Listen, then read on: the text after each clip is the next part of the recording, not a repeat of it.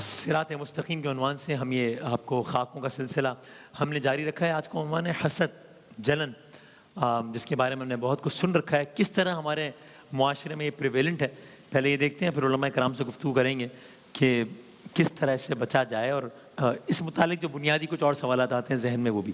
آئیے پہلے دیکھتے ہیں.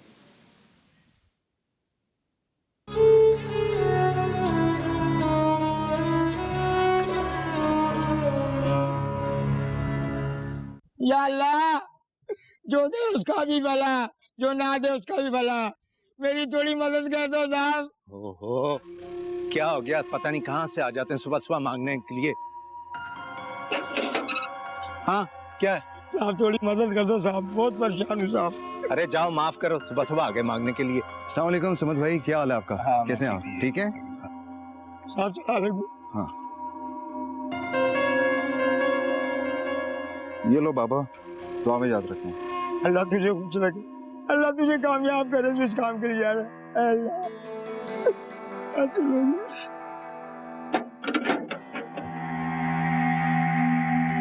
لگتا ہے حرام کی کمائی تبھی ایسے لٹا رہا ہے.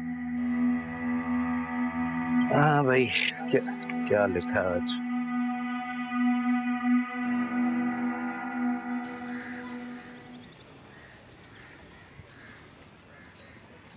السلام علیکم سمد بھائی. وعلیکم کیا حال ہے؟ السلام. ٹھیک ٹھاک. ہاں علی، میں تمہارا ہی انتظار کر رہا تھا. کیوں خیریت ہے سمد بھائی؟ ہاں ہاں سب خیریت ہے. یہ کانٹریکٹ پیپر. کانٹریکٹ پیپر ہاں یہ نیا بنوایا ہے، پرانا منسوخ کر دیا. منسوخ کر دیے؟ ابھی تو کانٹریکٹ ختم ہونے میں 2 سال باقی ہیں. ہاں تو اس نئے کانٹریکٹ کے مطابق بھی تم یہاں 3 سال رہ سکتے ہو، بس کرایہ تھوڑا زیادہ ہوگا. کرائے میں 20% اضافہ؟ یہ تو بہت زیادہ ہے سمد بھائی. کہاں زیادہ ہے یار، ذرا اس گھر کو دیکھو، یہاں کی لوکیشن کو دیکھو. ایسا گھر تمہیں ڈھونڈے سے بھی نہیں ملے گا، اور ملا تو دگنے کرائے پر. دیکھ لو یار، اگر تمہارے بجٹ میں آتا تو ٹھیک ہے، ورنہ پھر کوئی دوسرا گھر دیکھ لو.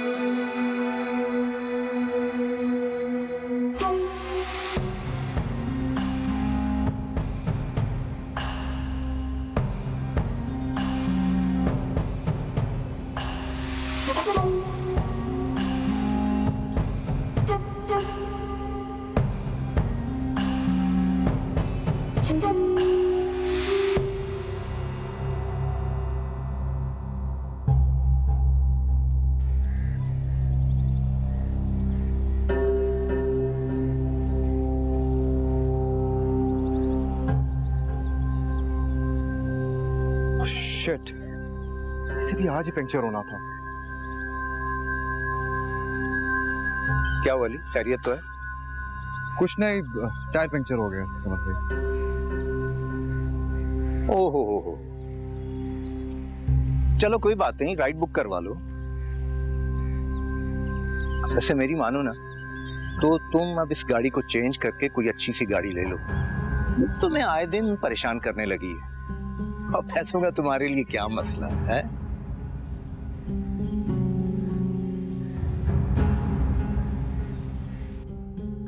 ارے ہاں، آج نفیس صاحب سے ملاقات ہو گئی.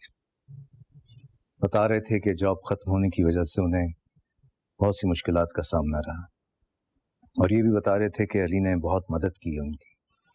ویسے ایک بات ہے، علی اکثر لوگوں کی مدد کرتا رہتا ہے. بھائی مجھے تو سمجھ میں نہیں آتا کہ علی کے پاس اتنا پیسہ آتا کہاں سے ہے. میں بھی پرائیویٹ جاب کرتا ہوں، جانتا ہوں ان کمپنیوں کا حال. خون نچوڑ لیتے ہیں اور اتنی سی سیلری دیتے ہیں، مہینہ ختم ہوتا نہیں کہ پیسے وہ پر لگ جاتے ہیں. علی پر تو بھائی کہیں سے دھن برستا ہے. عمل کا دار و مدار نیت پر ہے، اور ماشاءاللہ اب بھی تو اچھی نوکری پر فائز ہے. اپنا گھر ہے، کرایہ آتا ہے. मगर पता नहीं क्यों आप हर वक्त सोच सोच कर अपना खून जलाते रहते हैं। ये घर तो खैर अब्बा मरहूम की बदौलत मिल गया, तो कुछ किराए का आसरा है, वरना महंगाई के जमाने में जिंदगी गुजारना आसान काम नहीं है। खैर इस महीने से अब किराया भी ज्यादा मिला करेगा। आपने किराया बढ़ा दिया? हाँ, जब महंगाई और अखराजात इतने बढ़ गए हैं तो मैं किराया नहीं बढ़ाऊंगा क्या? मसला अखराजात का नहीं है, आपने बस जिद बांध ली। इतनी मुश्किलों से अच्छे किराएदार मिले और आप पता नहीं क्यों हर वक्त जले कुड़े ही रहते हैं। अच्छा बस तुम रहने दो, ये मेरे मामलात हैं, मैं बेहतर समझता हूँ।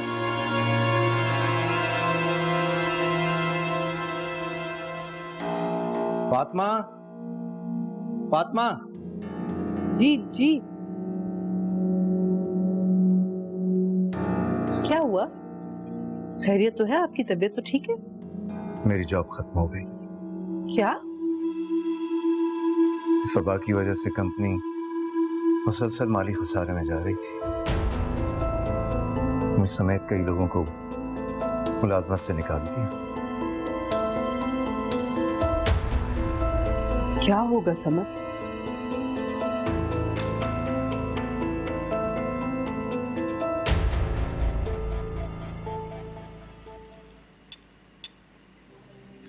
आज मैं फातिमा भाभी की तरफ गई थी। समद भाई की जॉब चली गई है, वो लोग काफी परेशान थे। अच्छा, ये तो वाकई बहुत परेशानी की बात है। परेशानी अपनी जगह, लेकिन समद भाई की बातों से जलन और हसद की बू आ रही थी।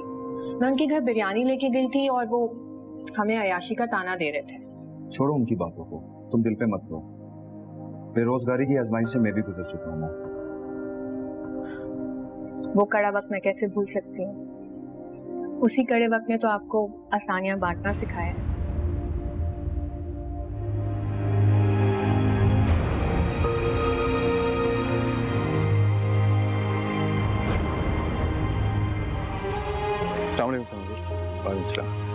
समद भाई जरा रुकिएगा। जी समद भाई, ये मेरे जानने वाले का कार्ड है। इसके स्टोर को मैनेजर की पोस्ट के लिए एक तजर्बाकार और काबिल शख्स की ज़रूरत थी, तो मैंने आपके बारे में बात की है, तो इसमें नोट भी लिख डाला है। आप प्लीज़ इसे ज़रूर रब्ता कीजिएगा, इंशाल्लाह आपकी बात बन जाएगी।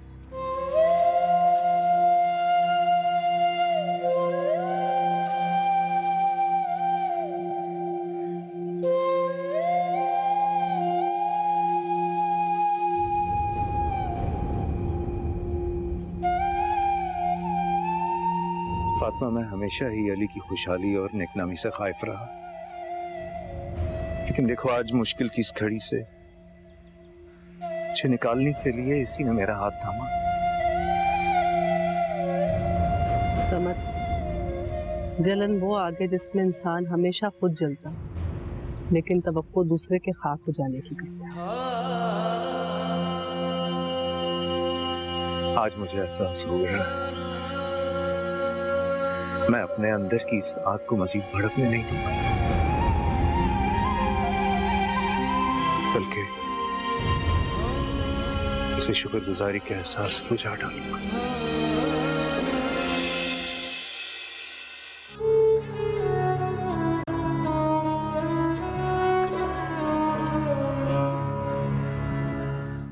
राइट, हमारे साथ जनाब क़िबला मौलाना मोहम्मद रज़ा दाऊदानी साहब तशरीफ़ फरमाए, मुफ्ती अकमल साहब तशरीफ़ फरमाए, बहुत शुक्रिया। अब इसमें जरा इससे भी हमने देखा और उम्मीद ये भी है ना ऑब्जर्वेशन कि अगर कोई इंसान हसद की आदत में, या बल्कि शायद ये जुमला भी कहना गलत नहीं होगा, हसद की बीमारी में मुब्तला है, तो उसका एक सबसे बड़ा अभी हम बाकी आखिरत और वो सब है उस पर आगे बात करें, खाली फौरी तौर पर दुनियावी नुकसान भी सोच रहे हैं, तो मुमकिन है ना कि नहीं सर यहाँ हुआ कि एक आदमी वो खुशहाल भी है, जिससे जल रहा है उससे ज़्यादा खुशहाल है खुश नहीं है, तो he is not doing any favour to himself, यानी एक तरीके से यानी गुनाह भी बिल्कुल बेलज्जत है, ये ऐसा कहना ठीक होगा? बिस्मिल्लाहिर्रहमानिर्रहीम, खुशहाल भी तो नहीं है, यानी खुशहाल होना खुशी ही का तो ऑफशूट है। सही है। बुनियादी तौर पर उसकी हालत ऐसी नहीं है कि जिसके ऊपर रश किया जा सके। हाँ। यानी वो चीज़ जो इंसान के अंदर रखी गई है वो उमंग है कि वो आगे बढ़ना चाहता है, तरक्की करना चाहता है, जिसमें कोई ख़राबी नहीं। सही। इसी उमंग के नतीजे में जितनी चहल पहल आपको नज़र आती है, अगर इंसान में से इस उमंग को आप माइनस कर दें तो ना आपको स्कूलों के अंदर कोई हेल्दी कॉन्टेस्ट नज़र आएगा, نہ ہی آپ کو معاشرے کے اندر کوئی ہیلدی مسابقت نظر آئے گی. صحیح ہے. تو انسان کے اندر امنگ تو بہت ضروری ہے، مگر اس امنگ میں جب انسان آگے بڑھتا ہے تو دوسرے بہت سارے افراد اس کو رقیب کی طرح سے نظر آتے ہیں. صحیح ہے. اور یہ وہ منزل ہوتی ہے کہ جہاں پر اس کو اپنے بیہیویئر کو ٹرین کرنا ہوتا ہے کہ اس کا بیہیویئر کس طرح کا ہے. آیا وہ ان کو ساتھ لے کر ترقی کرنا چاہتا ہے یا ان سے آگے بڑھنا چاہتا ہے مگر ان کا برا چاہے بغیر، یا اپنی ترقی کو نظر انداز کرتے ہوئے ان کا برا چاہنے لگتا ہے. یہ ہے زوال نعمت کی تمنا کہ مجھے ملے نہ ملے کم سے کم اس سے چھن جائے اور اس سے وہ چیز دور ہو جائے. یہ تو سائیکولوجیکل ڈس آرڈر ہے. بدقسمتی یہ ہے کہ انسان بڑی مشکل سے اپنے آپ کو ان چیزوں سے بچاتا ہے. کسی نہ کسی زندگی کے مرحلے میں عام طور پر انسانوں میں یہ کیفیت اور یہ ایک بیہیویئر ڈیولپ ہو جاتا ہے. پھر اس کے بعد اگلا مرحلہ یہ ہوتا ہے کہ وہ اس کو بیماری سمجھے، تب تو وہ علاج کی طرف متوجہ ہوگا. لیکن اگر وہ اس کو بیماری ہی نہیں مانے گا، وہ سمجھے گا میں تو بالکل نارمل ہوں. جس طرح سے جہل پر انسان مطمئن ہو جائے تو علم کی طرف نہیں جائے گا. حسد پر اگر مطمئن ہو گیا کہ یہ تو بالکل نارمل ہے تو پھر وہ اس کے علاج کی طرف نہیں جائے گا اور گھلتا رہے گا اور جلتا رہے گا، نفسیاتی طور پر اپنا بیڑا غرق کر لے گا، اپنی صحت خراب کر لے گا، بلڈ پریشر کا مریض بن جائے گا. 10,000 مسئلے اس کے ساتھ آ جائیں گے مگر جو چیز نہیں ملے گی وہ نفس کا اطمینان. صحیح صحیح. اب مفتی صاحب آپ ادھر یہ مطلب اس حوالے سے اگر کچھ بتا بھی سکیں رہنمائی کے لیے، قرآن کا حوالہ یا کوئی یا سنت میں سے کسی بات کا حوالہ، اور اگر کسی ذہن میں یہ ہے کہ بھائی یہ کہنے کو بالکل ٹھیک بات ہے جو فرما رہے ہیں علماء، لیکن یہ کہ کیا یہ ایک ان نیچرل بات نہیں ہے کہ بھائی ایک آدمی دیکھ رہا ہے کہ وہ ایک ریس میں ہے اور 4 لوگ اس سے آگے دوڑ رہے ہیں اور ان کو مفادات اور ان کے فوائد بھی سے زیادہ ہو رہے ہیں، تو کیسے ہوتا ہے کہ وہ آدمی یعنی it is too good to be true کہ آدمی کہے کہ چلو کوئی بات نہیں یار، خیر ہے، اس کی اپنی جگہ ہے میرے میں. یہ تو عملاً ممکن ہی نہیں ہے، بس کہنے کو ایک اچھی بات ہے بس. اعوذ باللہ من الشیطان الرجیم، بسم اللہ الرحمن الرحیم. جیسے کہ پچھلے کئی پروگرامز میں ہماری گفتگو ہو رہی ہے، ان تمام چیزوں کی سب سے بڑی وجہ جو ہے وہ ایک تو دین سے دوری ہے، صحیح، دوسرا تربیت کی کمی ہے، تیسرا تربیت کو قبول کرنے کی کمی ہے، چوتھا قبول کرنے کے بعد اس پہ استقامت حاصل نہ کرنا. یہ اس کے اسباب ہیں. اب ہوتا یہ ہے کہ نبی کریم صلی اللہ علیہ وسلم نے جیسے فرمایا کہ تم دینی معاملے میں ہمیشہ اپنے سے اوپر والے کو دیکھو، اور دنیاوی معاملے میں ہمیشہ اپنے سے نیچے والے کو دیکھو. اگر تم ایسا کرو گے تو اللہ کی کسی نعمت کی ناقدری میں مبتلا نہیں ہوگے. اگر اس کو ہم اپنا لیں، یار ٹھیک ہے اللہ نے اگر کسی کو مجھ سے فوق کیا ہے تو مجھے کتنوں سے بلند و بالا رکھا ہے، کم از کم آنکھیں تو ہیں نا، پیر تو ہیں. شیخ سعدی صاحب رحمۃ اللہ علیہ کہیں جا رہے تھے، جوتے نہیں تھے پیر میں، تو وہ ایسے دل میں خیال آیا، لوگوں کے جوتے دیکھ کے دل بھر آیا، تو اللہ کی بارگاہ میں عرض کر دیا اللہ تعالیٰ تو نے سب کو جوتے دیے، میرے پاس نہیں. تو اچانک ایک شخص کو دیکھا کہ اس کے پیر خراب تھے اور وہ زمین پہ گھسٹ گھسٹ کے اپنے آپ کو چلا رہا تھا جس سے اس کی کمر چھل گئی تھی. تو آپ فوراً سجدے میں گر گئے کہ اللہ تعالیٰ تیرا شکر ہے اگر تو نے جوتے نہیں دیے تو پیر تو سلامت رکھیں. صحیح. اب یہ مطلب ایک فطری تقاضا ہے، لیکن ہر فطری تقاضے کی ایڈجسٹمنٹ کرنا اور اس کے لیے ایک مطلب اس کو اپنے لیے مطلب صحیح تصور کرنا غلط ہے. ٹھیک ہے. بہت سے فطری تقاضے ایسے ہوتے ہیں جن کو اوپر غالب آنا ہوتا ہے، قابو پانا ہوتا ہے. ہم کسی کو اگر اپنے سے فائق دیکھتے ہیں تو ایک فطری تقاضا ہوتا ہے کہ ہمیں ایسا لگتا ہے کہ یار یہ کیوں ہم سے اوپر ہو گیا، لیکن اب اس کو مغلوب کرنا ہے نا. صحیح ہے. لیکن سمجھنے کے لیے سوال ہے کہ ہم تو پھر کہتے ہیں کہ اسلام تو دین فطرت ہے، فطرت کے جو عین تقاضے ہیں وہی کرنے کا کہتا ہے.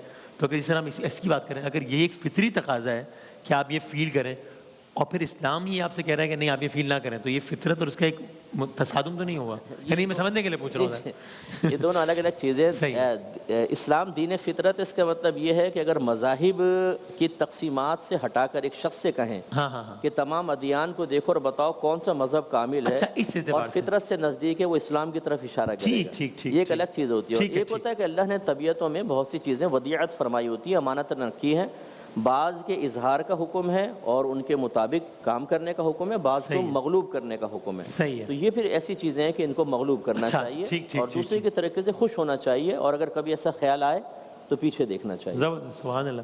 اور وہ جو سنتے ہیں کہ نیکیوں کو اس طرح کھا جاتا ہے حسد، جیسے آگ لکڑی کو، تو اس کو یوں بھی سمجھائے گا کہ یعنی اس حد تک، یہ اگین سمجھنے کے لیے سوال ہے، ناپسندیدگی کی وجہ کیا ہے کہ یہ عمل اگر کوئی کر رہا ہے تو اس میں صرف یہ نہیں ہے کہ بھائی عمل اس لیے نہ کرو کہ تمہارے اپنے لیے خراب ہے، یہ عمل اس لیے نہ کرو کہ اپنی صحت خراب کر رہے ہو، یہ نہیں. یہ اگر یہ عمل کیا ہے تو باقی نہیں، یعنی اس کی جو پھر اس کی جو برائی ہے اس کا دائرہ پھیلتے پھیلتے باقی نیکیوں پر بھی آ جائے گا, ان کو بھی کھا جائے گا. یہ کیوں, اس کو اتنا سخت کیوں جانا گیا؟ آپ جانتے ہیں کئی مرتبہ اس طرح سے ہوتا ہے کہ ایک شخص ہے, وہ ایک عمارت تعمیر کرتا ہے. عمارت کے تعمیر کرنے میں تو بہت وقت لگتا ہے, مگر اس کو برباد کرنے میں تو ایک ڈائنامائٹ لگائیے تو 1 منٹ بھی نہیں لگے گا اور وہ پوری عمارت جو ہے وہ زمین بوس ہو جائے گی. حسنات کی عمارت جو ہے نا, اس کو تعمیر کرنے میں وقت لگتا ہے. نیکیوں کی جو عمارت ہے, بلڈنگ ہے, اس کو بلڈ کرنے میں ٹائم لگتا ہے. مگر حسد اس ڈائنامائٹ کا نام ہے کہ جیسے ہی انسان حسد کے بعد اس کا ریفلیکشن شروع ہو جائے. ایک وہ مرحلہ ہے کہ جہاں انسان نے اپنے دل میں خدا نہ کرے کسی کے لیے حسد محسوس کیا, مگر اپنے ایکشنز کو کنٹرول کر لیا. یہ بہت ابھی بھی بہتر ہے معاملہ اس شخص کے مقابلے میں کہ جو اپنے حسد کو ایگزیکیوٹ کرنا شروع کر دیتا ہے, اور پھر اس کی کیفیت وہاں تک پہنچتی ہے کہ دوسروں کو من شر حاسد اذا حسد کا ورد کرنا پڑتا ہے. اس لیے کہ وہاں پر جو پناہ مانگی گئی ہے کہ اے پروردگار, حاسد کے شر سے میں تیری پناہ میں آتا ہوں جب وہ حسد کرے.